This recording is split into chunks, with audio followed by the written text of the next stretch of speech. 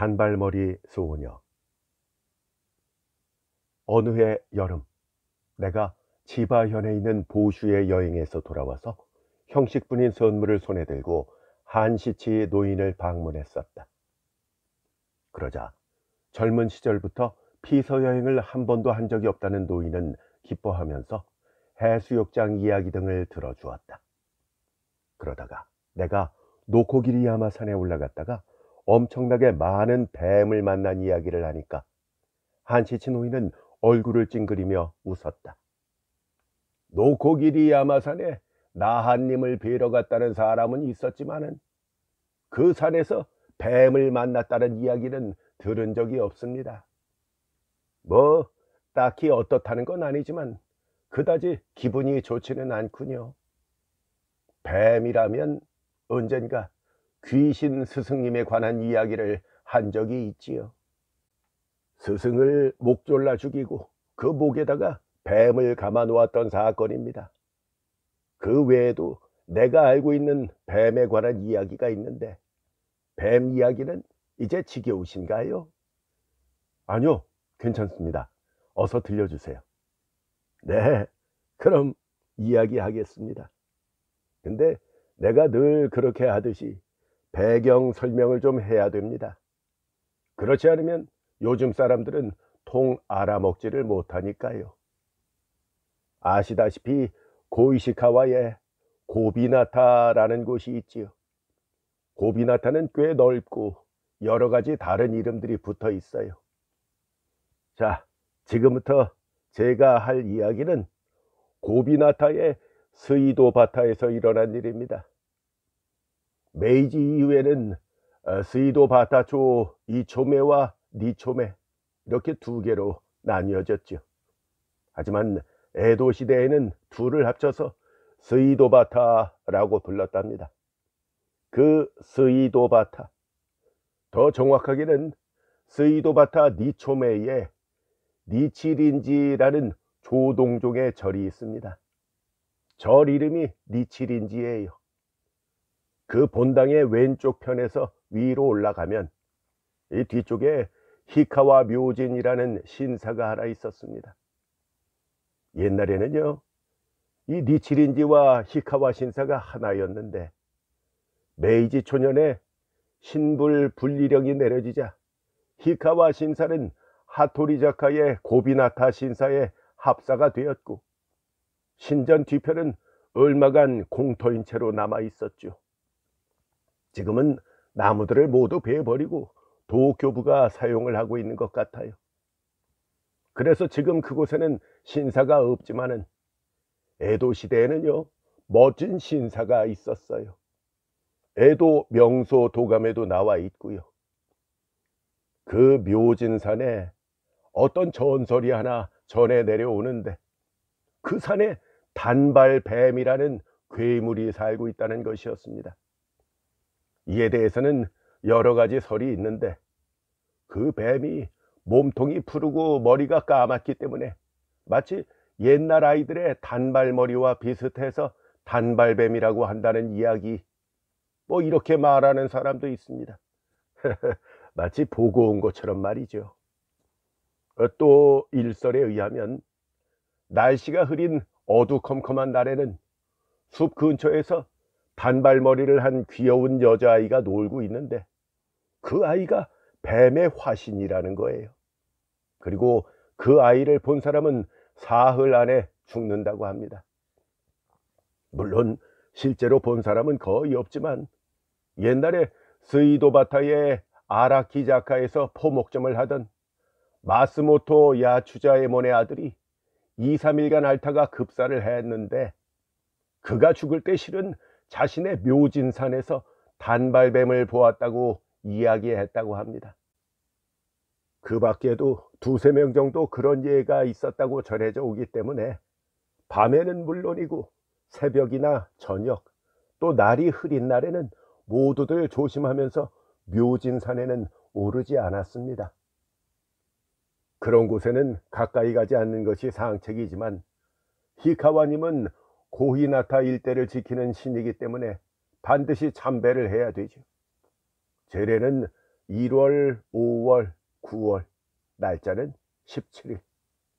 이날에는 단발뱀도 모습을 감추고 나타나지 않았던 것 같아요. 지금 당신이 이 전설이 거짓이냐 사실이냐 이걸 따지고 드시면 저로서는 좀 곤란합니다. 하지만 옛 사람들은 이런 것들을 믿고 있었다고 하니까 당신도 그렇게 생각하고 들어주시기 바랍니다. 1858년 7월에서 8, 9월에 걸쳐 에도에는 무시무시한 콜레라가 유행했다. 이른바 안세이 년간 사상 최악의 콜레라다. 엄청난 기세로 퍼져나가는 전염병에 대한 방역 기술을 알지 못했던 그 시대의 사람들은 그저 신의 구원을 바라면서 비는 수밖에 없었다. 그래서 모든 신사와 절은 참배하러 온 사람들로 장사진을 이루었다. 때문에 평소에는 비교적 한산했던 고비나타의 히카와 신사에서도 이 무렵에는 때를 가리지 않고 찾아오는 참배객들의 모습을 볼 수 있었다. 전설 속의 단발뱀보다 눈앞의 콜레라가 더 무서웠던 것이다. 끔찍한 역병이 돌았던 해인 만큼 가을은 이름뿐이고 늦더위가 기승을 부렸다. 그해 8월 말의 일이었다. 고비나타 스이도초에 있는 담배가게 세키구치야의 딸인 오소대가 어머니 오코토, 하녀 오요시와 함께 히카와 신사에 참배를 하러 갔다.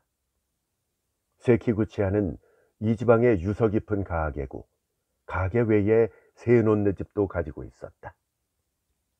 그 집에는 어린 점원 둘 외에 젊은이 셋과 하녀 셋이 함께 살고 있었다. 주인집 가족은 남편인 지혜가 41살, 부인인 오고토가 37살, 딸인 오소대가 18살, 그리고 지혜의 부모님은 20년 전 거의 같은 시기에 세상을 떴다. 멀지 않은 곳이었기 때문에 오소대를 비롯한 3명은 점심때가 지나서 가게를 나섰다. 아침에는 맑은 날씨였는데 오전 10시 무렵부터는 살짝 흐려져서 조금씩 시원한 바람이 불어오기 시작했다. 마을을 빠져나와 수로를 따라 걷는 사이에도 2번의 장례식과 마주쳤다. 모두 콜레라에 걸린 사람들일 것이다 라는 생각이 들자 여자들은 기분이 언짢아졌다. 리치린지에 도착해 뒤쪽에 묘진산을 오르자니 오늘은 이상하게도 한 명의 참배객도 보이지 않고 빽빽한 삼나무 숲속에서 가을 매미들만 울고 있을 뿐이었다. 묘진 신사 앞에서 이마를 조아리고 예법에 따라 일가의 무사와 안녕을 비는 사이에 하늘은 점점 어두워져 그렇지 않아도 어두컴컴한 나무 그늘이 마치 저녁이 된 것처럼 캄캄해졌다. 왠지 날씨가 이상해졌네. 오코토는 참배를 마치고 하늘을 올려다보았다. 비가 내리기 전에 어서 돌아가요. 딸인 오소대도 재촉하듯이 말했다. 어느샌가 매미 울음소리도 그치고 주인은 기분 나쁠 정도로 쥐 죽은 듯 잠잠해졌다. 차갑고 무거운 공기가 3사람의 피부를 파고들었다. 여기서 비를 만나면 큰일이라는 생각에 3사람은 빠른 발걸음으로 산을 내려오기 시작했다. 그때 무언가를 보았는지 오소대가 갑자기 멈춰섰다. 그녀가 아무 말 없이 어머니의 소매를 잡아 끌자 어머니 오코토도 멈춰섰다. 이어서 하녀 오요시도 가던 걸음을 멈췄다. 그들은 길가의 커다란 삼나무 사이에 어떤 소녀가 서 있는 모습을 본 것이었다. 그 소녀는 12, 13살 정도로 보였는데 창백한 낯빛을 한 청순한 얼굴이었다. 흰 바탕에 삼각형 비늘 무늬가 있는 새 호옷을 입고 물색띠를 메고 있었다. 그건 그렇다 치고 3사람의 주의를 끈 것은 소녀의 검은 머리였다. 그녀는 단발머리를 하고 있었다. 앞서도 말했듯이 이 무렵에는 콜레라 소동 때문에 묘진 신사에 참배하러 오는 사람들이 갑자기 늘었다. 그로 인해 단발뱀에 관한 무시무시한 전설은 잠시 잊혀진 것 같았지만 이 전설이 완전히 없어진 것은 아니었다. 오늘처럼 흐리고 어두운 날, 눈앞에서 단발머리 소녀의 모습을 발견한 세 사람이 엄청난 공포에 사로잡힌 것도 무리는 아니었다. 그들의 얼굴은 소녀가 허리에 묶고 있는 띠색처럼 파랗게 질렸다. 그리고 그 자리에서 꼼짝도 하지 못했다. 오요시는 오소대보다 나이가 많아서 19살이다. 더구나 평소에도 기승스러운 성격이기 때문에 이번에도 역시 떨고 있지만은 않았다. 그녀는 작은 목소리로 주인에게 주의를 주었다. 마님, 들키면 큰일이에요. 도망쳐야 돼요. 다행히도 소녀는 정면을 보고 있지 않았기 때문에 세 사람은 소녀의 옆모습만을 본 것이었다. 살금살금 지나간다면 어쩌면 들키지 않고 도망갈 수 있을지도 모른다. 혹시 뛰게 되면 발소리가 날 위험이 있기 때문에 오코토는 두 사람에게 주의를 주고 숨소리가 새어나가지 않도록 양소매로 입을 막았다. 세 사람이 발소리를 죽이고 소녀가 서 있는 삼나무 앞을 지나치려는 순간이었다. 오소대가 제일 많이 무서웠는지 얼어붙은 다리를 끌고 가다가 나무 뿌리인지 돌인지에 발이 걸려서 붙들 새도 없이 픽 쓰러졌다. 오코토와 오요시는 깜짝 놀랐다. 이렇게 된 마당에 발소리 따위를 걱정하고 있을 수는 없다. 두 사람은 반쯤 넋이나간 채 오소대를 일으켜 세워서 그녀의 손을 잡고 정신없이 발을 끌며 뛰기 시작했다. 산을 내려가는 길은 돌계단으로 되어 있었다. 그 계단을 구르듯이 내려와 절의 본당 앞에 도착한 세 사람은 일단 안심했다. 오소대는 얼굴색이 엉망인데다가 말도 하지 못하는 상태였다.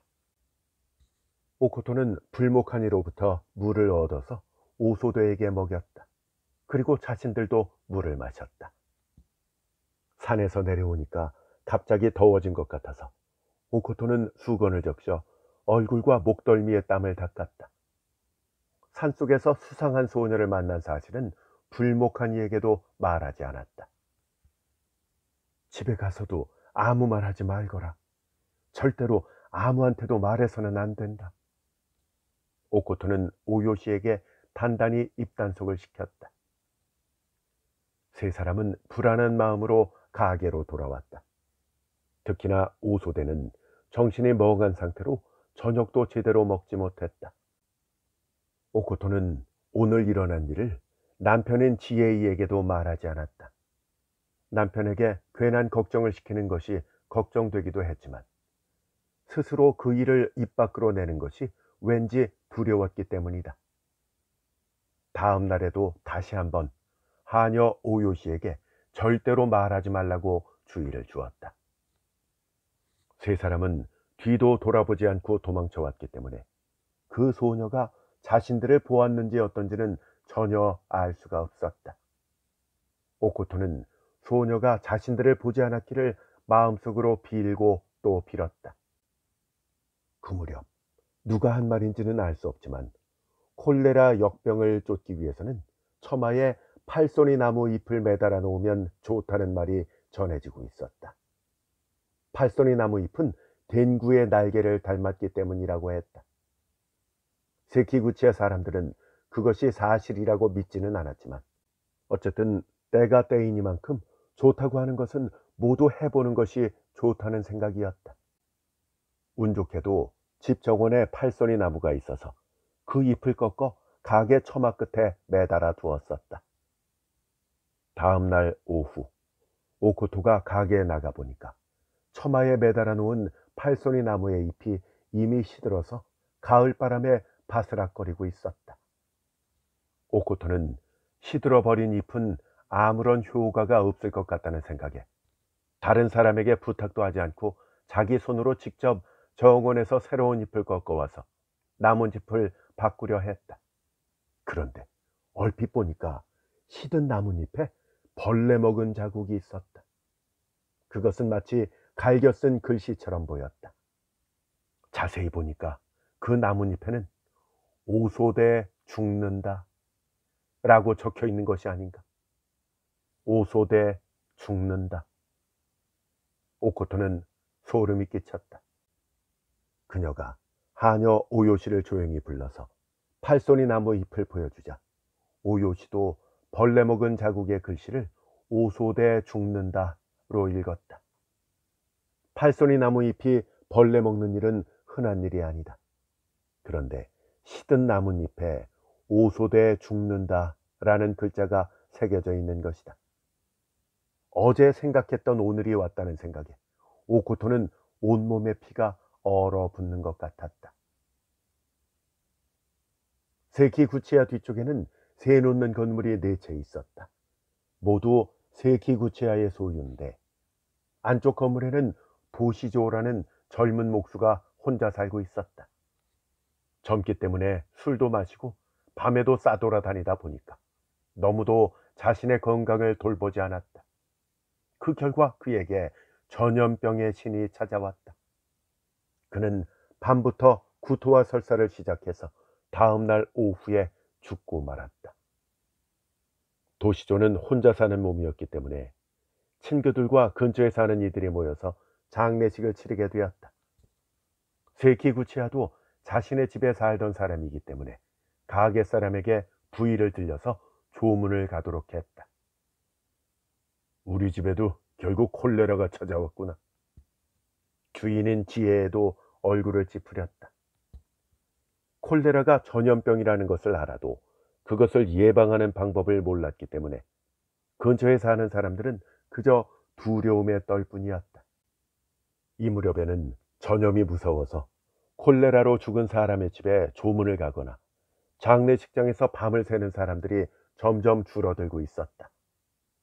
그래도 도시조의 집에서는 근처에 사는 사람들이 대여섯 명 모여 장례를 치렀다. 도시조의 옆집에는 다이키치라는 담배 장수가 살고 있었다.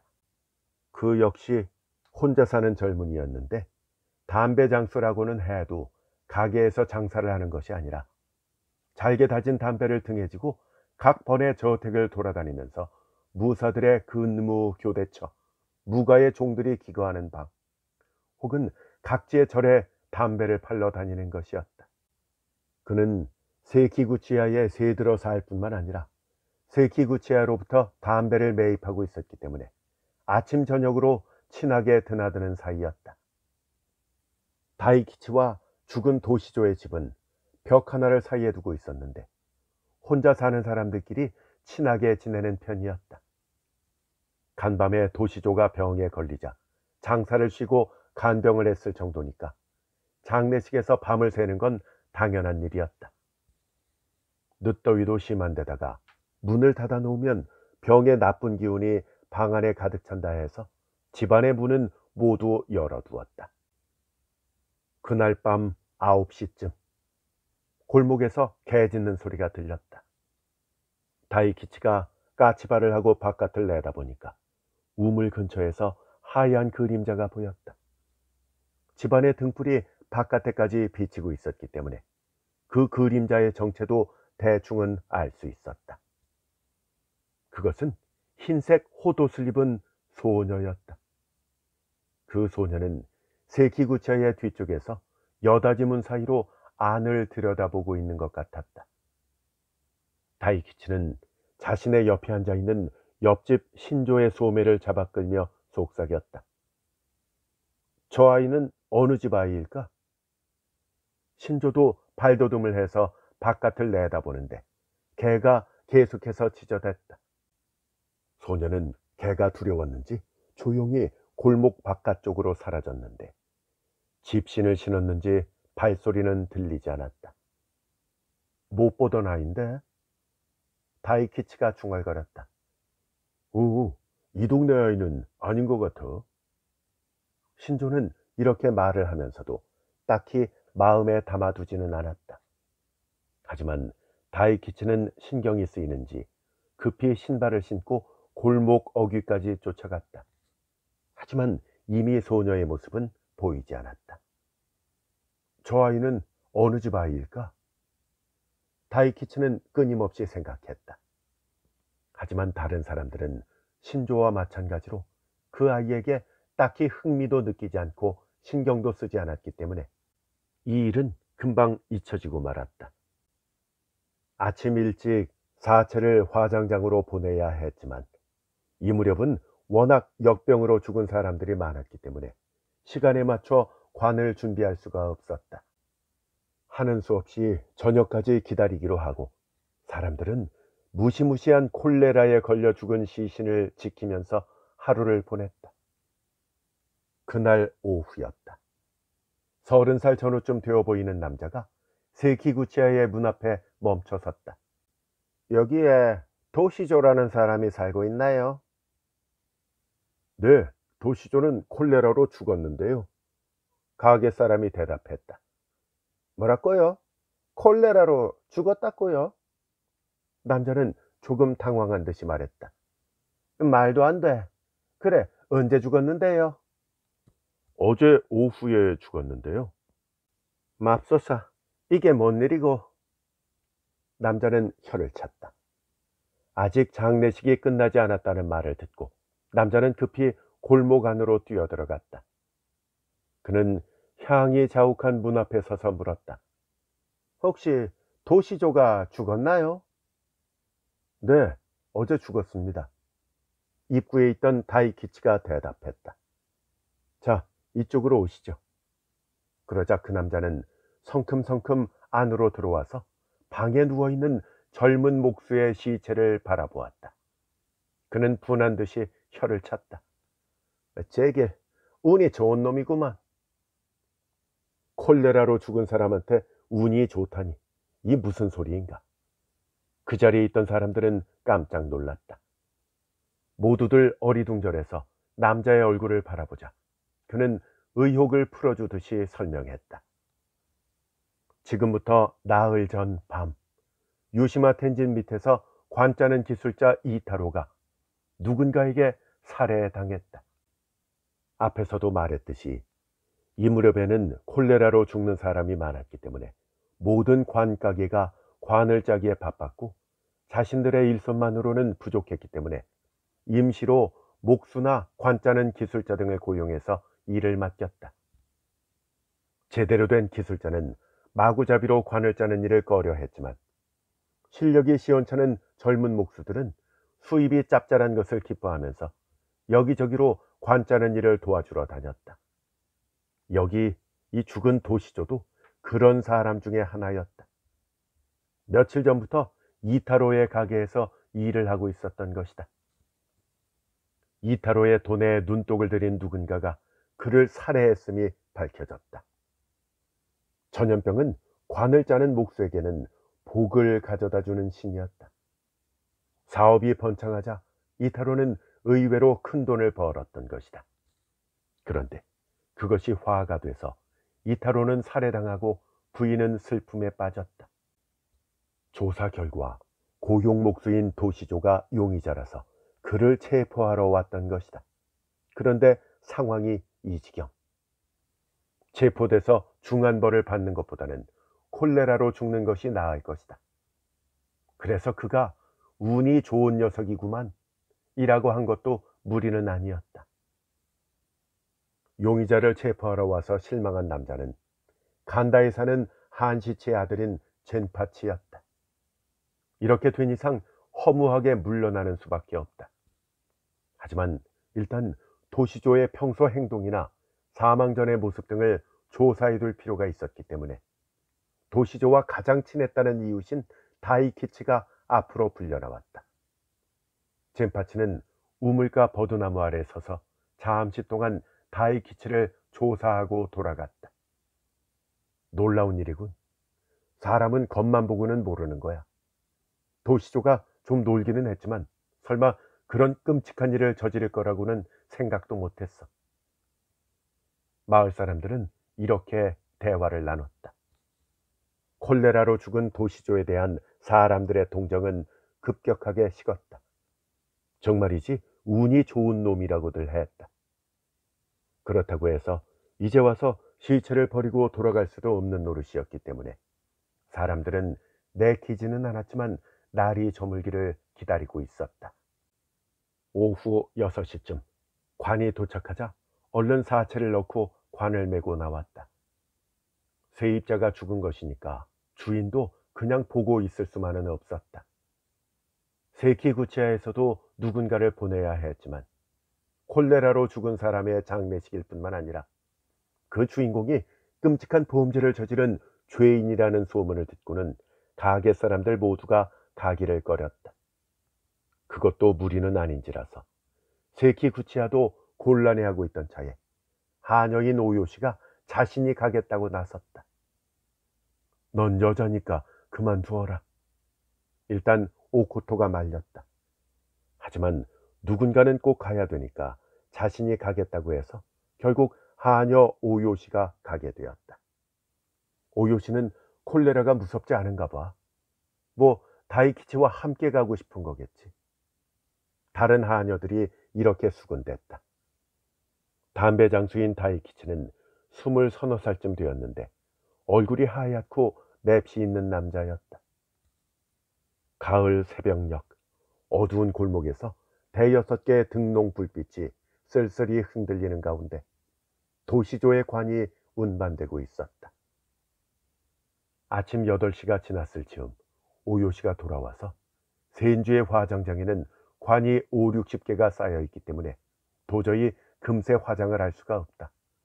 오늘 밤은 그대로 두고 왔으니까 2회 혹은 8회 후에 유고를 받으러 가야 한다 라고 전했다. 콜레라 때문에 화장터나 절이 혼잡하다는 것은 일찍이 들어 알고 있었지만 실제로 이런 이야기를 들으니까 세키구치야 사람들의 마음은 어두워졌다. 그 중에서도 특히 오코토의 마음을 어둡게 하는 일이 있었다. 오요시가 여주인에게 은밀히 말했다. 어젯밤에 밤을 새고 있는데요. 흰색 기모노를 입은 여자아이가 뒤쪽 문으로 집안을 들여다보고 있었대요. 뭐라고? 우리 집 뒤쪽을 들여다보고 있었다고? 오코토의 안색이 변했다. 네, 담배 장수 다이키치가 봤다나 봐요. 그리고 신조도 봤다고 그래요. 단발뱀, 팔손이 나무잎. 그렇지 않아도 벌벌 떨고 있던 참에 또다시 이런 이야기를 들으니까 오코토는 눈앞이 빙빙 돌 지경이었다. 흰천의 기모노를 입은 여자아이는 묘진산에서 내려온 것은 아닐까. 오소대 죽는다 라는 그 저주받은 운명이 점점 다가오는 것 같은 생각이 들었다.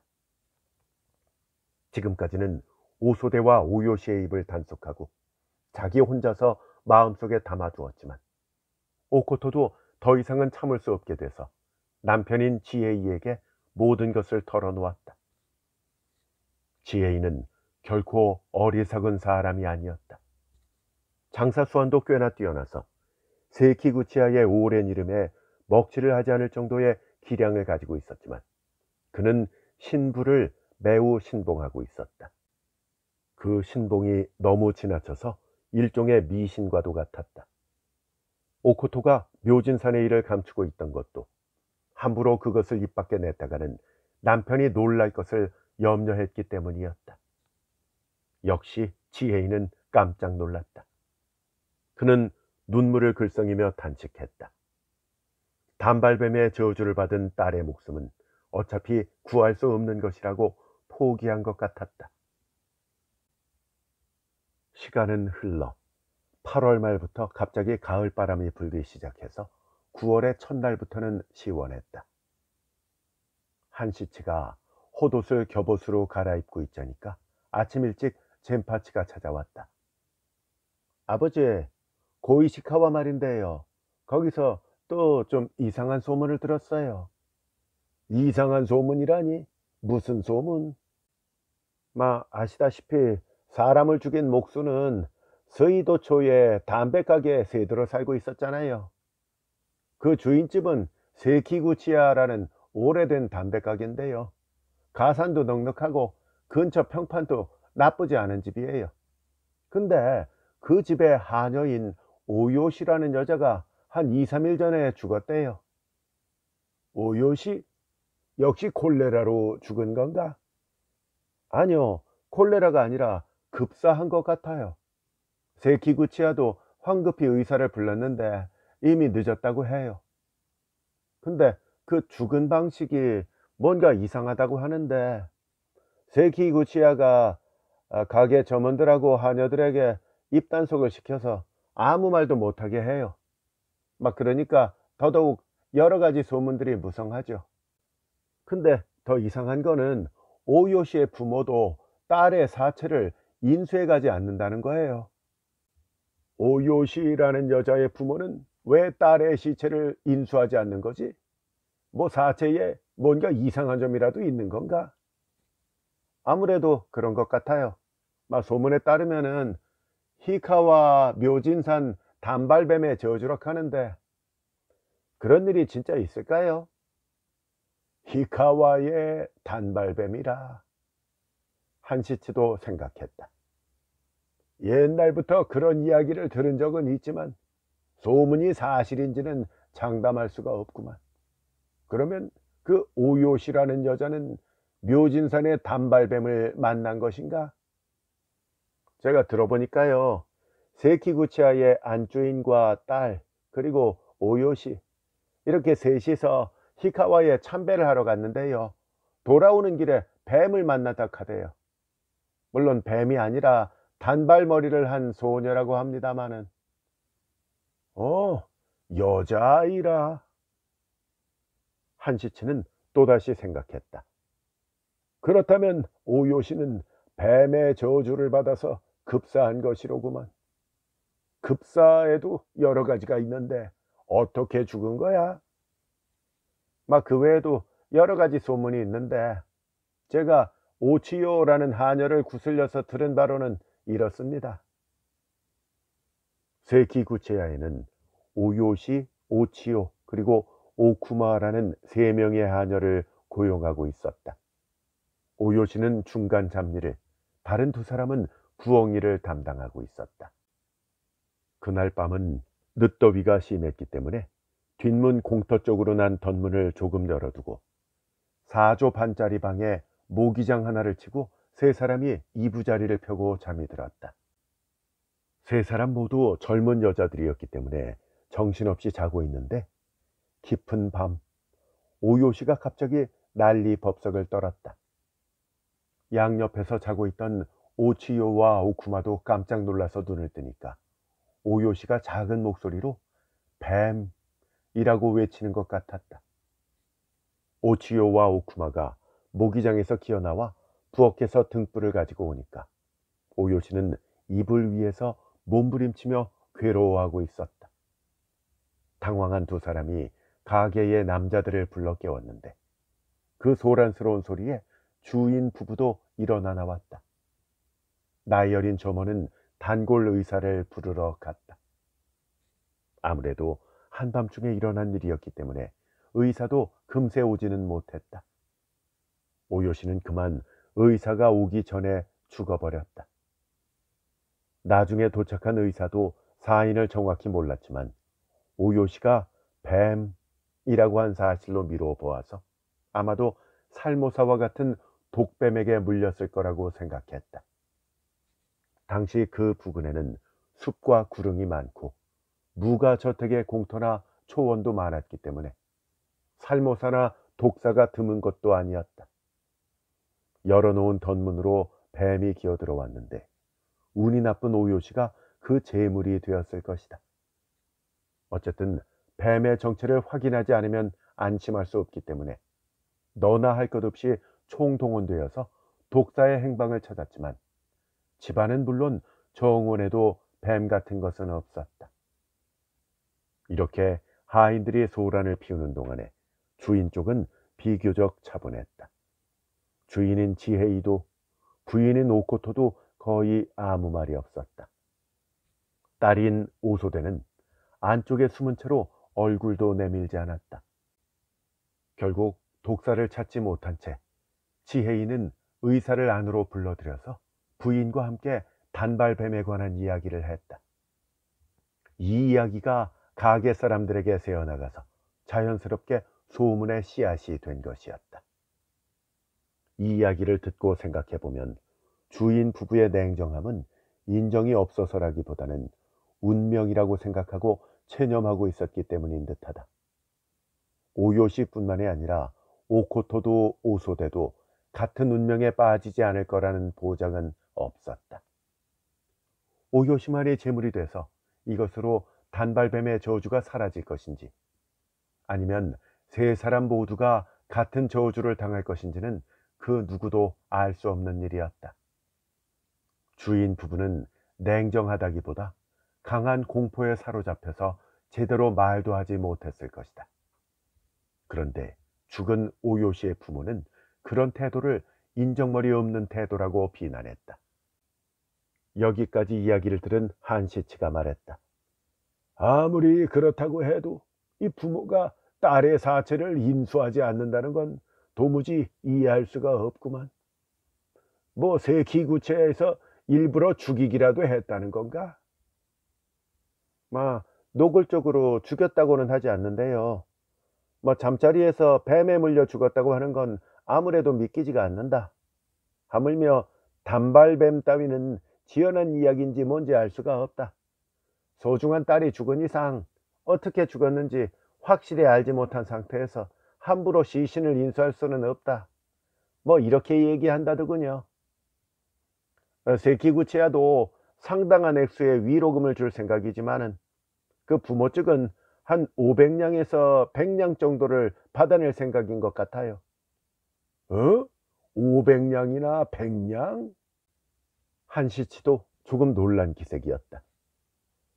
인간의 생명에 값을 매길 수는 없다고 해도 고용인이 죽은 것 때문에 500냥, 1000냥을 내야 한다면 견디기 힘들지. 도대체 그 부모라는 사람들은 어떤 사람들이냐? 근데 말이에요. 500냥이나 1000냥은 둘째치고 부모가 늑장을 부리는 데는 다 이유가 있어요.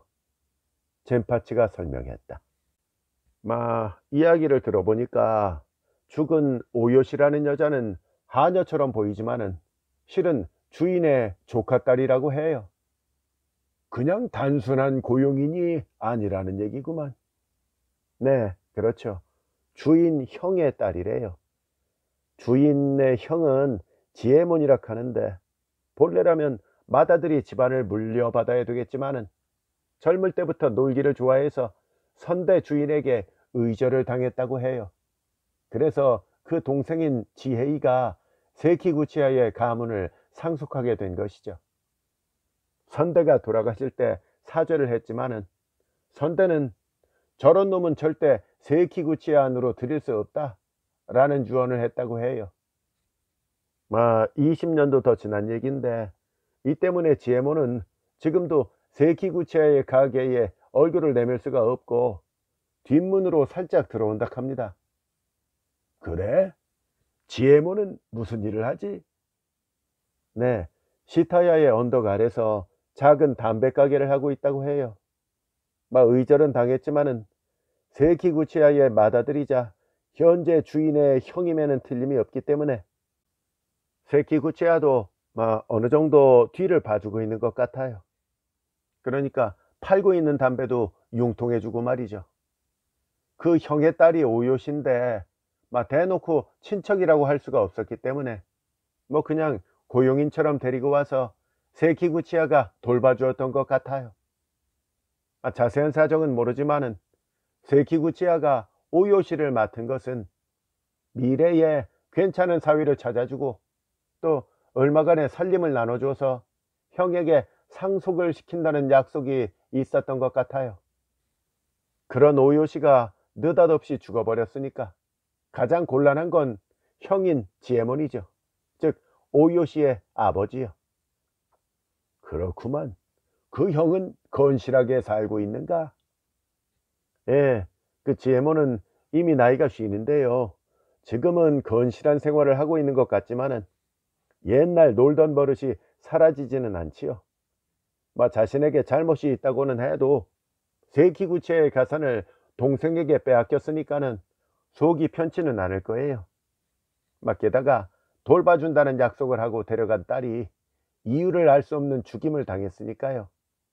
막 이렇게 되면은 어떻게든 시비를 걸고 싶은 것이 인지상정 아니겠어요? 그러니 사체를 인수하느니 못하느니 떼를 쓰는 거겠죠. 뭐 어쨌든 지혜몬 입장에서는 피를 나눈 조카 딸을 데려다가 이유를 알 수 없이 죽게 했으면서 죽었으니까 어쩔 수 없다는 식의 태도를 취하는 거는 너무나도 인정이 없는 거 아니냐, 도저히 말이 되지 않는다 라고 얘기를 하는 거죠. 게다가 오요시의 죽음에는 석연치 않은 점이 있어서 확실히 뱀에 물렸는지 어땠는지 의사도 잘 판단이 서지 않는 것 같아요. 역시 뱀일 거야. 한시치가 갑자기 말했다. 역시 뱀일까요? 젠파치도 고개를 끄덕였다. 그럼 상대가 되지 않겠네요. 지혜몬이 아무리 버둥거려도 어쩔 수 없는 일 아니겠습니까? 아니, 상대가 되지 않을 거라고 장담할 수도 없지. 그 죽은 오요시라는 여자는 어떤 여자야? 오요시는요, 19살인데 세키구치야의 딸과는 1살 차이예요. 세키구치야의 딸은 오소대라고 하는데 올해 18살입니다. 겉으로는 주인과 고용인 사이지만은 말하자면 사촌관계고, 둘 다 얼굴이 예쁘지도 않고 못생기지도 않은 그렇고 그런 얼굴이에요. 오요시 쪽이 나이가 1살 더 많은 만큼 더 되바라지고 남자를 좋아하는 것 같았어요. 그래? 저 세키구치야가 세놓고 있는 네제의 집에는 누가 살고 있나? 콜레라로 죽은 목수 도시조, 그리고 담배 장수 다이키치, 그 외에 재봉 기술자인 신조, 소쿠리 장사 로쿠베, 그리고 신조와 로쿠베는 부인이 있어요. 다이키치는 도시조 옆집에 사는 녀석이지? 어떤 놈인가? 다이키치는 20서너 살쯤 됐는데 창백하고 가냘픈 몸을 한 녀석이에요. 교토 근처에서 태어났는데 이전에는 유시마의 차야, 즉 손님이 기생을 불러서 유흥하는 곳 있잖아요. 그런 곳에 있었다고 그래요. 에? 유시마의 차야에 있었다고? 그럼 남청 출신인가? 그런 소문이 있기는 있습니다. 아, 그래? 한시치는 살짝 눈을 감고 또다시 무언가를 생각했다. 세키구치야의 오소대는 알아누웠다. 의사조차 그 병이 무슨 병인지 알지 못했지만 오요시의 갑작스러운 죽음에 이어서 딸이 알아눕자 세키구치야의 주인 부부는 대강 그 병의 원인을 상상할 수 있었다.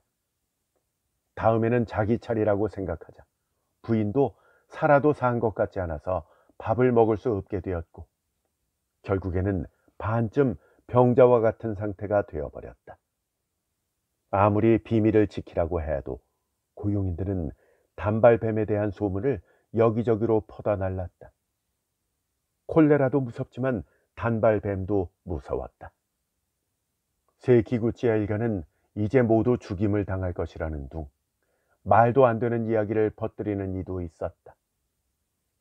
그런 와중에 그 셋집에 또 하나의 괴담이 퍼졌다. 재봉 기술자인 신조의 아내가 밤 10시 무렵 근처 목욕탕에서 돌아오다가 어두컴컴한 골목에서 한 남자를 스쳐 지났는데 그것이 죽은 목수 도시조의 모습과 똑같았기 때문에 그녀는 얼굴이 새파래져서 집 안으로 도망쳐 들어왔다. 지금 막 도시조가 지나가는 것을 보았다고 남편에게 말을 하자 남편인 신조가 그런 아내를 무슨 바보 같은 소리냐고 나무랐다. 콜레라로 죽은 도시조는 화장터로 보내졌고 그로부터 며칠이 지난 후 유골을 수습해서 근처의 절에다가 납고를 하고 왔던 것이다. 그러니 도시조가 이 근처를 걸어 다닐 리가 없는 것이다. 그런데 신조의 부인은 확실히 그 모습을 보았다고 한다. 그 말을 듣고 옆집의 소쿠리 장수 부인도 얼굴색이 변했다. 그건 틀림없이 도시조의 유령일 거라고 생각했다. 역병이 유행하고 여기저기서 시체가 생겨나는 때는 어쨌든 여러 가지 괴담이 생겨나게 마련이다. 소쿠리 장수 집에서는 부인뿐만 아니라 남편도 이것을 믿고 콜레라로 죽은 도시조의 영혼이 그곳을 헤매는 것이라고 했다. 이 소문이 마을에까지 퍼졌을 때 도시조와 벽 하나를 사이에 두고 살던 담배 장수 다이키치가 이런 말을 했다. 사실은 나도 도시조의 모습을 보았어. 이렇게 되자 유령에 관한 소문은 점점 더 불어나서 세키구치야의 셋집에 도시조의 유령이 매일 밤 나타난다는 둥 없는 말까지 덧붙여서 소문을 퍼뜨리는 이도 있었다. 그렇지 않아도 콜레라 때문에 두려운 마당에 단발뱀이니 유령이니 이상한 소문까지 꼬리에 꼬리를 무니까 이 마을은 일종의 어두운 공기에 휩싸여 버렸다. 그 중에서도 가장 어두운 공기 속에 갇혀 있는 것은 세키구치야 일가였다. 딸은 알아눕고 부인은 반병자가 되어 있는데 오요시의 죽음에 대한 처리가 완전히 해결되지 않았다. 마을의 지도자가 세키구치야와 지에몬 사이에서 여러 가지로 화해를 시도하고 있지만 지에몬은 쉽게 꺾이지 않았다. 그것이 보통 고용인의 부모였다면 이쪽에서 위로금을 내고 그것을 받아들이지 않으면 마음대로 하라고 내버려 둘 수도 있었을 것이다. 하지만 아무리 의절을 했다고는 해도 지에몬은 세키구치야의 맏아들이자 당주인 지헤이의 형이다. 지헤이는 형과 싸우기를 원치 않는다. 중재인들도 차마 가혹하게 형의 입을 막을 수는 없다. 이 점을 악용해서 지에몬은 끝까지 억지를 쓰는 것이다. 요즘 말로 표현하자면 일종의 부의금으로 금 1000냥을 내놓으라고 주장하는 것이다. 확실히 1000냥은 큰 돈이다. 하지만 외동딸인 오요시를 잃고 나면 자신의 노후를 돌봐줄 사람이 없기 때문에 1년에 50냥씩 20년치, 즉 1000냥의 부의금이 필요하다는 것이 지에몬의 계산이다. 게다가 1년에 50냥씩 주는 것은 안 되고 딱 1000냥을 준비해서 한꺼번에 달라고 지에몬은 독촉했다. 말이 되는 것 같기도 하고 되지 않는 것 같기도 해서 중재하는 사람들도 어찌해야 할 바를 몰랐다. 결국 300냥까지는 교섭을 진행시켰지만 지에몬은 한 발자국도 양보하지 않았다. 아무리 해도 안 되자 중재자들도 지쳐 손을 떼려 할 때 지에몬은 흰머리를 부르르 떨며 말했다. 지혜인은 형을 내쫓고 재산을 차지한 놈이다. 게다가 형의 딸을 15살 봄부터 19살 가을까지 거의 월급도 주지 않고 부려먹다가 끝내 죽이고는 늙은 형을 길거리로 내몰았다. 나도 이제 인내의 끈이 끊어졌다. 재작년에 마누라가 죽고 올해는 딸이 죽고 이제 혼자 살아남았으니까 무엇 하나 낙이 없다. 목숨은 언제든지 버릴 각오가 되어 있다. 라고 말했다. 동생 지혜이를 죽이고 자신도 죽겠다는 일종의 협박이다. 설마 그렇게까지 하겠는가 라는 생각이 들기는 했지만 중재하는 사람들도 왠지 불안해서 완전히 손을 뗄 수도 없었다. 이처럼 똑같은 입씨름을 몇 날 며칠 동안 하는 사이 9월도 열흘이나 지났는데 또 하나의 난리가 일어났다.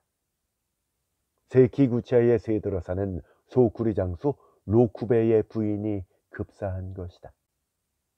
때는 새벽녘이었는데 남편인 로쿠베는 집에 없었다. 부인이 갑자기 깨악하고 비명을 질러서 이웃에 사는 신조 부부가 뛰어나가 보니까 그녀는 부엌에 쓰러져 있었다. 급히 의사를 불러왔지만 이 또한 무슨 병인지 알 수가 없었다. 역시 뱀에게 물린 것 같다고 한다. 소쿠리 장수의 아내는 응급처치를 한 보람도 없이 다음 날 아침 죽어버렸다. 이 일에 대해서 다시 여러 소문이 퍼져나갔다. 세키구치야의 뱀이 새 집으로 기어 들어간 것이다. 아니다, 도시조의 유령이 나온 것이다. 이런 소문들이었다. 뱀과 유령이 사람들을 집요하게 괴롭히는 사이에 제2의 콜레라 소동이 일어났다. 이 무렵에는 점점 시원한 바람이 불기 시작해서 콜레라에 대한 걱정도 점점 식어가던 무렵인데, 세키구치아에서 일하는 이시마스라는 자가 콜레라에 걸려 이틀 만에 죽었다. 아마도 이것이 전염된 것 같은데, 전부터 시름시름 앓고 있던 부인 오코토도 같은 병에 걸려서 그녀 또한 하룻밤 만에 죽었다. 세키구치아는 그야말로 암흑이었다. 근처 사람들의 마음도 암흑이었다. 병이 병이니만큼 세키구치아도 부인의 장례식을 간소하게 치렀다. 그 장례식이 끝난 뒤 지혜인은 결심한 듯이 말했다. 이렇게 되고 보니까 딸도 곧 죽을지 몰라. 나도 어떻게 될지 모르고. 세키구치아가 망하는 때가 온 것이겠지. 그냥 형이 원하는 대로 500냥이건 1000냥이건 다 주겠다. 이렇게 말했다. 하지만 1000냥은 법으로 금지되어 있었다. 그래서 중재인들이 다시 교섭을 진행해서 600냥까지 가격을 조정하자 지혜문은 이제는 때라고 생각한 듯이 지혜이의 조건을 받아들였다. 그런데 워낙 큰 돈이기 때문에 아무렇게나 건넬 수는 없다. 후일을 위해 앞으로 다른 말을 하지 않겠다는 각서를 받고 마을 사람들의 입회 가운데 돈을 건네주었다. 이런 사건들 뒤에서 젠파치의 눈이 끊임없이 빛나고 있었다. 한시치도 이에 대한 보고를 모두 듣고 있었다. 당장은 어떻게 손을 쓸 수도 없었지만 사건의 전모가 점점 밝혀지는 것 같은 생각이 들었다. 그런데 며칠 뒤 9월 20일 한밤중, 시타야의 담배가게 주인 지혜문이 누군가에게 살해당했다. 뭔가 이상한 소리가 나는 것을 듣고 이웃 사람들이 뛰어나갔을 때는 범인은 이미 모습을 감추었다.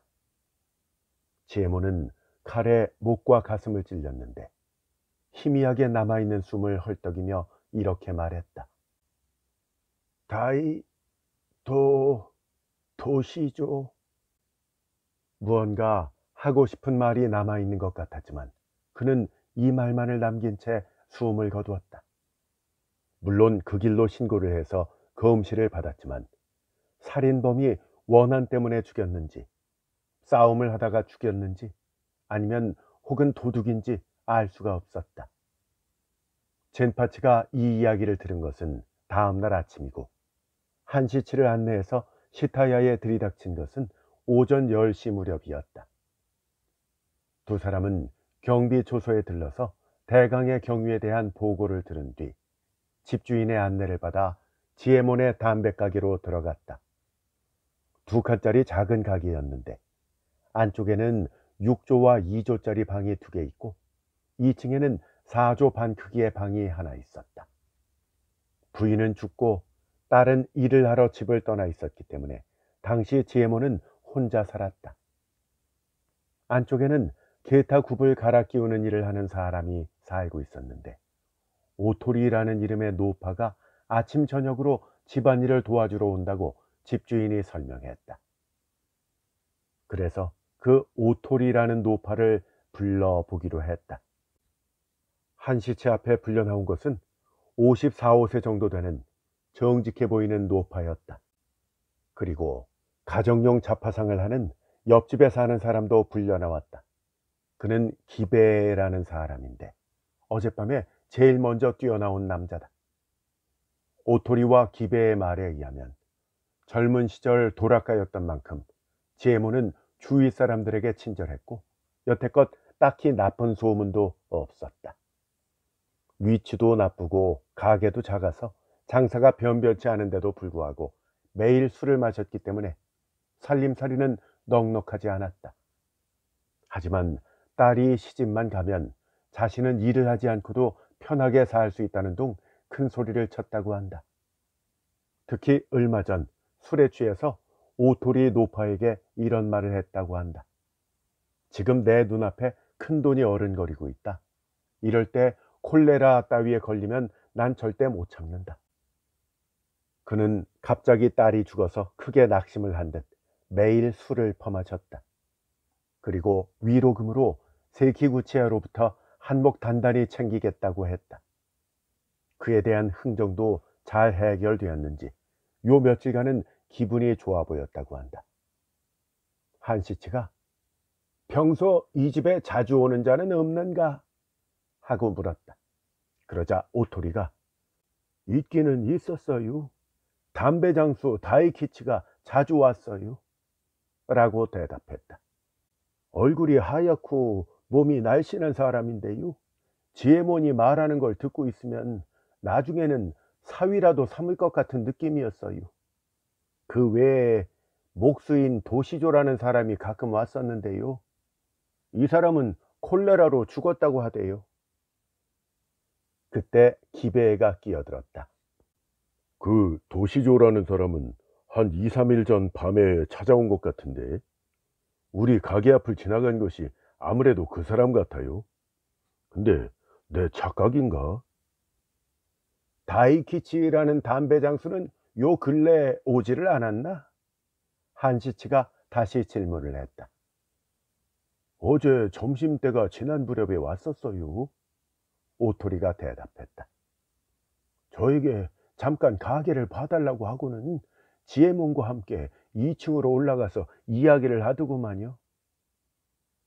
그 말을 듣고 한시치가 2층에 올라가 보니까 4조 반짜리 작은 방은 의외로 깨끗하게 정리되어 있었다. 혹시나 해서 장롱을 열어보았지만 그 안에는 자질구레한 잡동사니만 들어있을 뿐 이렇다 할 물건은 없었다. 다시 부엌으로 내려가 마룻바닥에 널빤지도 들어올려 보았지만 거기서도 이상한 점은 발견되지 않았다. 지혜몬이 죽어가면서 무슨 말을 했다고 하던데. 그러자 기배가 그 목소리가 너무 희미해서 정확히 알아들을 수는 없었는데요. 아무래도 도시조라고 한 것 같았어요. 그렇다면 목수 도시조를 말하는 거겠구만. 하지만 그 도시조라는 사람은 콜레라로 죽었다고. 그래. 근데 조금 전에 네 입으로 2, 3일 전 밤에 봤다고 그랬잖아. 제가 사람을 잘못 봤을지도 모르니까요. 아무래도 정확하다고는 말씀드릴 수가 없어요. 이렇게 조사를 끝내고 한시치와 젠파치는 그곳을 떠났다. 목소인 도시조라는 놈은 정말 살아있는 걸까요? 젠파치가 걸어가면서 물었다. 콜레라에 걸려 죽어서 화장터로 보내졌잖아. 그리고 그 6월까지 수압한 놈이 살아있다고 하는 건 좀 이상하지. 하지만 세키구치야의 새 집에도 도시조의 유령이 나타났다고 하니까 어쩌면 살아있을지도 모르지. 한시치가 말했다. 지혜몬이 죽어가면서 도시조라고 말한 이상 아무래도 도시조가 죽였다고 할 수밖에 없지 않겠나. 근데 지혜몬이 말한 다이라는 것이 목수를 말한 것인지 아니면 다이키치를 말하는 것인지에 대해서는 좀 더 생각을 해봐야 돼. 일본어로 목수가 다이쿠잖아. 그러니까 앞에 다이 이 두 글자만 들어서는 이 목수를 말하는 건지 다이키치를 말하는 건지 모르겠다 이 말이야. 근데 내 생각에는 이 지혜몬이 죽어가면서 말한 다이는 다이키치가 아닐까 생각해. 과연 그럴까요? 아무튼 이 사건에 다이키치가 연루되어 있는 것은 분명해. 난 이미 대강 짐작이 가는데. 자, 어서 다이키치를 체포하자고. 뻔뻔스러운 인간이기는 하지만 남창을 하던 허약한 녀석이야. 너 혼자서도 충분하겠지. 아니다. 기다려라. 자칫 놓쳐버려서 어딘가에 절이라도 숨어들기라도 하면 귀찮아진다. 나도 함께 가마. 두 사람이 함께 고이시카와의 스이도초로 가보니 세키구치야의 스윗집에 다이키치의 모습은 보이지 않았다. 옆집에 사는 신조 부인의 말에 의하면 다이키치는 도시조의 유령이 두려운 데다가 세키구치야에 또다시 콜레라 환자가 2명이나 생기자 부들부들 떨었다고 한다. 그리고 이런 곳에는 도저히 있을 수 없다고 말하고는 대여세 전부터 거의 집에는 돌아오지 않는다고 했다. 낮에 2번 돌아온 적이 있지만 밤에는 매일 다른 곳에 묵는다는 것이다. 한시치는 속으로 웃으면서 물었다. 근데 도시조의 유령이 아직도 나오는가? 저는 딱 1번 보았을 뿐입니다만. 그녀는 목소리를 낮추고 말했다. 그 이후에도 유령이 나온다고 하는 사람도 있고요. 나오지 않는다고 하는 사람도 있어서 뭐가 진짜인지는 알 수 없어요. 근데 소쿠리 장수집 그 안주인도 그렇게 되고 보니까 무서워서 견딜 수가 없네요. 그래서 저희들은 해가 저물면 거의 밖에 나가질 않아요. 도시조는 어느 절에다가 모셨나? 가이다이마치의 마뇨지라는 절이에요. 그게 도시조가 다니던 절인가? 아니요. 도시조는 다니던 절이 없다고 해서 다이키치가 자기가 아는 절에다가 유고를 모신 거예요. 아, 그렇구만. 이거 참 고맙네. 우리가 이런 걸 물어보러 온 것은 모두에게 비밀로 해 주시게.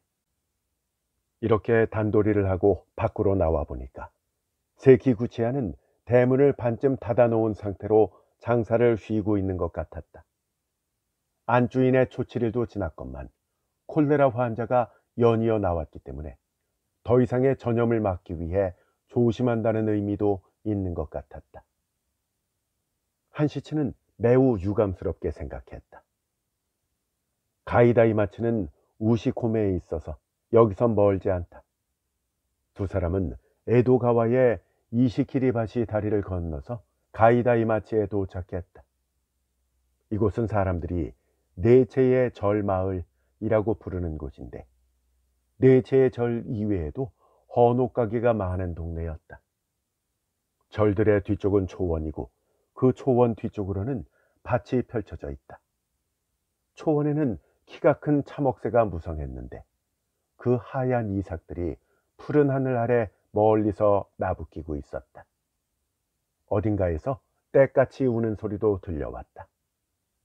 두 사람은 마뇨지 절 앞에 섰다. 그렇게 큰 절은 아니지만 들어가면 생각보다 넓다는 소문을 들었다. 절은 골치가 아파? 한시치가 중얼거렸다. 도시조는 유령이 아니라 진짜인 것 같구만. 다이키치와 함께 이곳에 숨어 들어가 있을 테지만 절에는 함부로 발을 들여놓을 수가 없지. 이 또다시 절과 교섭을 해야 되나? 참 귀찮구만. 귀찮아.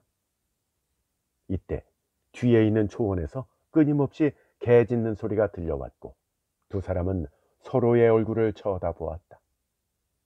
한시치가 앞장서서 뒤쪽으로 돌아가 보니 초원은 드넓고 참옥새 속에서 몇 마리의 들개들이 짖어대고 있었다. 두 사람이 억새를 가르며 개 짖는 소리가 나는 쪽으로 가고 있자니 앞쪽에도 부스럭부스럭 억새를 헤치며 나가는 사람이 있었다.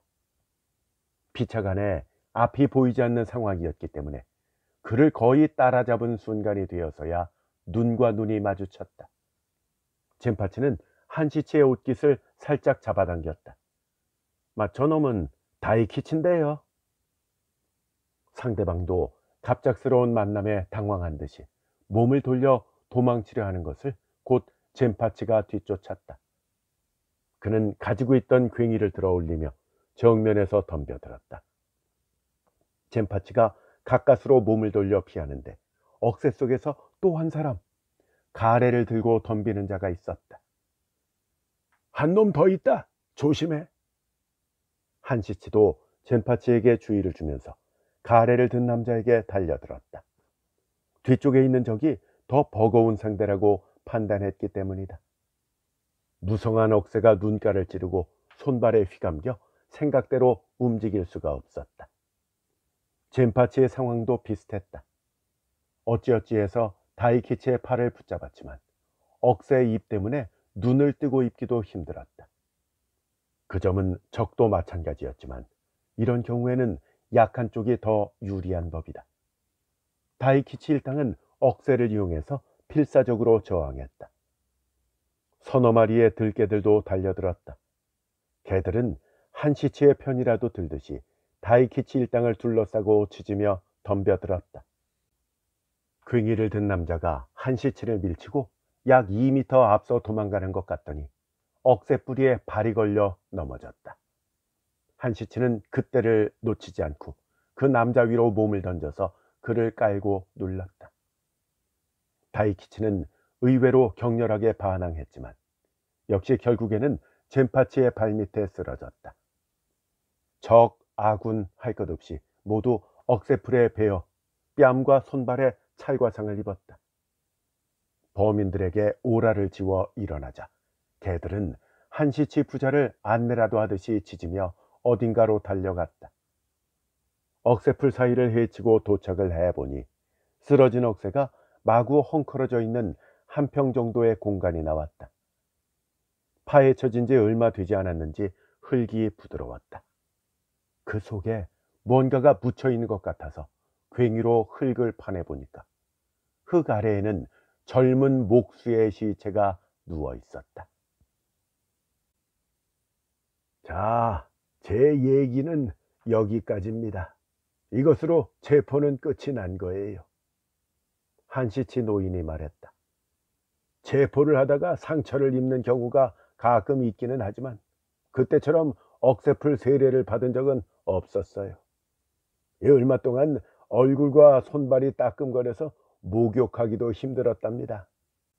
그리고 그 사건의 자초지종 말인데요. 뭐부터 말씀을 드릴까요? 저 가래를 들고 달려든 사람은 누굽니까? 내가 물었다. 그는 마녀지 절에서 일하는 남자인데 이름은 주배라고 해요. 50살 정도 된 나이에 꽤나 다부진 놈이었습니다. 고향은 교토 부근이고 다이키치의 애비 되는 놈이에요. 이놈 역시 젊은 시절에 도락에 빠져서 인물이 반반한 자신의 어린 아들을 남창색주가에 팔아넘겼어요. 에도의 남창색주가는 덴포 개혁 때 일단 폐지되기는 했지만 그 이후에도 시동이라는 명목으로 영업을 계속했지요. 이 남창에 관한 이야기는 여담이니까 자세히 말씀드리지는 않겠습니다. 아무튼 여자와는 달리 손님들이 어린 아이들만 찾기 때문에 17, 8살만 되면 일을 계속할 수가 없어요. 남창을 하던 이들은 단골 손님, 대부분은 승려들이었지요. 그들에게 얼마간의 미천을 얻어서 작은 장사를 시작하거나 절에 지분을 받거나 혹은 잡화나 담배를 팔러 돌아다니는 행상이 됩니다. 절에 옛 단골이 있으니까 담배를 팔러 돌아다니는 경우가 많은 것 같아요. 물론 다이키치도 그런 사람 중에 하나였죠. 세키구치야의 새 집에 살면서 담배 장수가 되었지요. 마뇨지 절의 주지도 다이키치의 옛날 단골 손님이었기 때문에 그 인연으로 다이키치의 아버지인 주베를 자신의 절에서 일하도록 했던 겁니다. 아, 일이 그렇게 된 거로군요. 그러면 그 문제의 단발 뱀 말인데요. 그건 다이키치와 지에몬이 꾸민 일입니까? 내가 물었다. 네, 맞아요. 그렇습니다. 아시다시피 지에몬은 큰아들이면서도 세키구치야의 재산을 이 동생인 지헤이에게 빼앗겨 버렸으니까 내심 엄청나게 기분이 나빴어요. 하지만 지헤이는 본디 사람이 좋았습니다.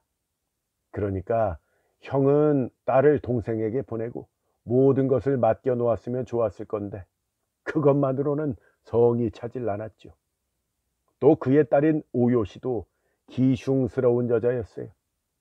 세키구치야의 딸과는 사촌 사이임에도 불구하고 자신은 하녀처럼 일을 해야 되는 것이 억울해서 견딜 수가 없었죠. 세키구치야에서는 좋은 신랑감을 찾아주고 훗날 뒤를 봐주겠다는 생각을 하고 있었지만 지혜몬 부녀는 그저 원망하고 시기해서 무슨 트집 잡을 일이 없는지 살피고 있었던 거예요. 뭐 이래서야 일이 제대로 될 리가 없지요. 아무래도 한바탕 난리가 일어날 것은 예견되어 있었어요. 근데 다이키치가 담배를 매입하러 매일 세키구치야에 출입하게 된 것입니다. 남창 출신에다 친절하고 말재주도 좋으니까 언젠가부터 오요시와 맺어지게 되었던 거죠. 겉은 부드러워 보이지만 뱃속이 시커먼 다이키치. 그가 지혜몬과 공모해서 한바탕 거짓 연극을 벌이게 된 거죠. 연극이라. 그 연극의 줄거리는 어떤 것이었나요? 내가 물었다. 연극의 줄거리는 세키구치야의 외동딸을 죽이고 사촌 언니인 오요시를 상속인으로 만들려고 하는 책략이었어요. 지혜이의 외동딸인 오소대가 콜레라로 죽어준다면 더할 나위 없이 좋겠지만 일이 그렇게 안성맞춤으로 진행되지는 않죠. 그렇다고 독살 같은 것을 하게 되면 뒤처리가 귀찮아지니까 그래서 생각해낸 것이 바로 단발뱀입니다. 오소대 모녀가 요 근래 스이도바타의 히카와 묘진에 참배하러 가는 것을 기회로 삼아서 일단 단발뱀으로 겁을 준 다음 오소대를 죽이기로 한 겁니다. 죽이는 방법은 이 독사에게 물리게 하는 것이었어요. 단발뱀에 대한 이야기는 모든 사람들이 알고 있으니까 그 단발뱀의 저주로 죽었다고 하면 의심할 사람은 아무도 없었을 겁니다. 게다가 그 아버지인 지혜인은 미신을 잘 믿는 사람이니까 그 또한 미심쩍게 여길 리가 없었겠죠. 지금 생각을 해보면 너무 꾸민 티가 나는 연극 같지만은 어쨌든 단발뱀을 믿고 있던 시대이기 때문에 그것을 이용해서 이런 연극도 꾸밀 수가 있었던 겁니다. 그 무렵에는 요시마 텐진의 경내에 연극을 공연하는 극장이 있었어요. 다이키치가 그 연극에 출연하는 리키사부로라는 아역 배우를 데려와서는 묘진산의 단발뱀이 출연하도록 한 것이죠. 아무래도 연극에 출연하는 아역 배우였으니까 이런 역할에는 딱 맞았겠지요. 특히나 오소대 모녀가 기도하러 갈 때 같은 패거리인 오요시도 따라갔으니까 괴담 느낌의 연극이 순조롭게 진척될 수 있었던 것 같아요. 그 연극이 계획대로 맞아떨어져서 딸은 알아눕고 어머니도 거의 반병자가 되었죠. 게다가 셋집 사는 목수가 콜레라로 사망을 하고 그때를 노려 오소대를 죽이려고 한 거예요. 그 뱀은 다이키치가 잡아와서 오요시에게 건네주었습니다. 지금과는 달리 그 무렵 고이시카와 주위에는 뱀과 살모사가 엄청나게 많이 살고 있었기 때문에 가까운 덤불에서 잡아온 것이겠죠. 그걸 작은 상자에 넣어서 오요시에게 건넸던 겁니다. 살모사를 말씀이신가요? 네, 살모사요. 오요시는 한밤중에 그것을 꺼내서 오소대의 모기장 속에 풀어놓으려고 했지만 역시 나쁜 일은 잘 되지 않는 법이에요. 그 뱀을 꺼낼 때 잘못해서 오히려 자신이 물려버린 겁니다. 어디를 물렸는지는 알 수 없지만 금세 독이 퍼져서 오요시가 죽어버린 겁니다. 생각지도 못한 실패에 다이키치도 지혜몬도 깜짝 놀랐지만 이제 와서 어쩔 수가 없었겠죠. 그래서 이번에는 방법을 바꿔서 석연치 않게 죽은 딸의 시신을 인수하지 않겠다고 아버지인 지혜몬이 트집을 잡아서 결국 세키구치야로부터 600냥을 받아냈습니다. 근데 그 600냥 때문에 지혜몬은 죽임을 당했잖아요. 네, 맞습니다. 말씀하신 그대로예요. 노인은 고개를 끄덕였다. 근데 거기에 대한 이야기를 하려면은 목수인 도시조에 관한 이야기를 해야 합니다. 아, 네. 사실 저도 그 부분이 궁금했거든요. 도시조는 어떻게 살아 있었던 겁니까? 자, 들어보십시오. 그 유시마의 관가게를 도우러 다니던 도시조는 주인인 이타로가 콜레라로 큰 돈을 번 사실을 알고는 한밤중에 몰래 숨어 들어가서 주인을 죽이고 부인에게 부상을 입힌 다음 10량 정도의 돈을 훔쳤습니다. 이때 혼자 간 게 아니에요. 옆집 사는 다이키치도 함께 가서 밖에서 망을 보는 역할을 했던 겁니다. 근데 천벌이랄까요? 운이 좋다고 해야 할까요?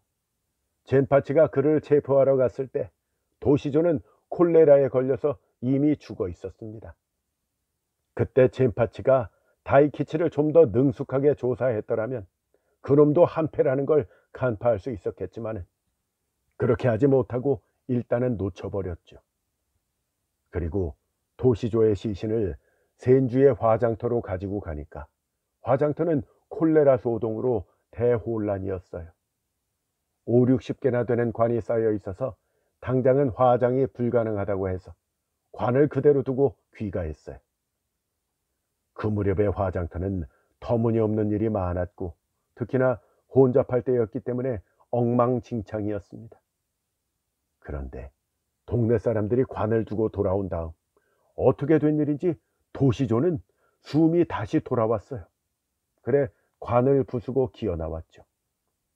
밤이 깊어 주인은 캄캄했고 당연히 아무런 방해 없이 도시조는 그곳을 빠져나왔습니다. 요즘 같으면 이렇게 끝날 일이 아니지만 앞서 이야기했듯이 혼잡했던 때였기 때문에 아무도 신경을 쓰지 않았습니다. 며칠인가 지난 다음에 유골을 가지러 가서 도시조의 유골을 수합해 왔는데 물론 이건 다른 사람의 것이었겠죠. 누구의 뼈를 가지고 온 것인지 알 수가 없습니다. 콜레라가 창궐했던 시대에는 이런 일이 비일비재했거든요.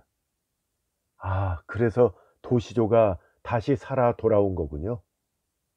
네, 일단은 콜레라로 죽었다가 다시 살아서 돌아온 겁니다. 신기하다면 신기한 일이죠. 어쩌면 진짜 콜레라가 아니었을지도 몰라요. 그렇게 화장터를 빠져나온 도시조가 그 후 어디서 무얼 했는지 죽은 놈은 말이 없으니까 알 수 없지만은 어쨌든 유골 수합이 끝난 후 어느 날 밤 호련히 돌아왔어요. 그리고 옆집 다이키치의 집에 얼굴을 들이밀었던 겁니다. 그 순간 다이키치도 깜짝 놀랐겠죠. 하지만 살아 돌아온 경위를 듣고 일단 안심했습니다. 그러나 안심할 수 없는 것은 유시마의 살인이 발각돼서 젠파치가 그를 체포하러 왔었다는 사실이에요. 죽어버렸다면 그걸로 끝이지만 살아 돌아왔으니까 위험해진 것이죠. 때문에 다이키치는 도시조를 주의시키고 일단은 아무도 모르게 도시조를 마뇨지 절에 있는 아버지에게 보냈어요. 같은 셋집에 사는 신조의 부인이 유령을 보았다고 한 것은 바로 이때입니다. 다이키치는 유령이 아니라고 하면 귀찮은 일이 생길 것이라고 생각하고 합세해서 유령에 관한 소문을 퍼뜨렸습니다. 근데 그 와중에 또 이 소쿠리 장수의 부인이 갑자기 죽어버린 겁니다. 오요시를 죽인 살모사가 셋집의 뒤쪽으로 도망가서 그 부근을 어슬렁거리고 있었는지 아니면 다른 사정이 있었는지 그 당시 의사가 잘 알지 못했기 때문에 여러 가지 소문이 퍼지게 된 거예요. 그런데다가 세키구치야의 콜레라 소동이 일어나서 계속해서 변고가 이어졌는데 부인과 하인의 콜레라는 누군가가 꾸민 일이 아니라 자연의 재난이라서 어쩔 수 없는 일이죠. 아시는 대로 다이키치는 담배 장수고 특히 세키구치야에도 출입을 하고 있었기 때문에 지에몬과도 허물없이 지내고 있었어요. 그래서 도시조도 다이키치를 따라 드나들면서 지에몬과 안면을 트게 되었죠. 하지만 유시마의 살인 사건과 세키구치야 사건은 완전히 다른 사건입니다. 유시마 사건은 도시조와 다이키치 이렇게 2명, 세키구치야 사건은 지에몬과 오요시 그리고 다이키치 이렇게 3명이 저지른 일입니다. 각 사건마다 역할이 다르기 때문에 두 사건에 모두 연루된 자는 다이키치일 뿐이죠. 교토에서 태어난 남창 출신 인간들이란 묘하게 끈적거리고 뱃속이 시커먼 경우가 자주 있어요. 그럼 다이키치와 도시조가 공모해서 지혜몬을 죽인 겁니까? 나는 이렇게 물었다. 오요시가 죽어버리자 단발뱀 계획은 수포로 돌아갔지만 지혜몬은 트집을 잡아서 세키구치야로부터 돈을 뜯어냈잖아요. 다이키치는 근데 이것을 노리고 있었어요. 지혜몬은 600냥의 돈을 받자 모든 돈을 자신의 호주머니에 넣고 다이키치에게는 한 푼도 주지 않은 겁니다. 오요시가 죽은 이상 이제 다이키치 따위는 아무 소용도 없다는 얼굴이었어요. 이래서는 다이키치도 받아들일 수가 없었겠죠. 자기 몫을 주지 않으면 세키구치야에 가서 모든 것을 털어놓겠다고 협박을 했어요. 하지만 지혜모는 콧방귀를 뀌면서 마음대로 하라고 시치미를 뗐습니다. 그럼 100냥이라도 달라고 흥정을 했지만 그것마저 들어주지 않았고요. 끝끝내 겨우 10냥을 받고 쫓겨난 다이키치는 분해서 견딜 수가 없었습니다. 결국 마녀지 절에 숨어있는 도시조와 상담해서 이른바 최후의 수단을 취하기로 한 겁니다. 원래 그때까지만 해도 도시조도 몰래 시타야를 방문해서 다이키치를 위한 중재를 했지만 지혜모는 전혀 듣지 않았습니다. 게다가 유시마 사건에 대해서도 어렴풋이나마 눈치를 채고 있는 것 같아 보였기 때문에 점점 더 살려두어서는 안 되겠다는 생각을 하게 된 것이죠. 그리고 9월 20일 밤 도시조가 뒷문으로 잠입합니다. 그 골목은 샛길이었기 때문에 이럴 때는 매우 편리하죠. 날림으로 지은 오래된 집이기 때문에 도시조는 아무런 어려움 없이 꽃쟁이로 부엌에 덧문을 열고 안으로 들어갔습니다. 늘 그렇듯이 다이키치는 밖에서 망을 보고 있었고요. 다이키치는 현장을 보지 못했다고 하니까 자세한 것은 모르겠습니다만 도시조는 작은 칼 같은 걸 가지고 지혜몬의 침실에 들어가서 계획했던 대로 상대방을 찔러 죽이고 그 돈을 찾았습니다. 불단의 서랍에서 100냥, 낡아 빠진 고리짝에서 100냥, 합쳐서 200냥은 찾았는데 그 나머지 400냥을 어디에 숨겼는지는 알 수가 없었죠. 그러는 사이에 잠에서 깬 사람들이 밖으로 나왔고 두 사람은 거기서 도망쳐서 무사히 우시고메로 돌아왔습니다. 아쉽게도 목표했던 600냥 중에 200냥밖에 손에 넣질 못했죠.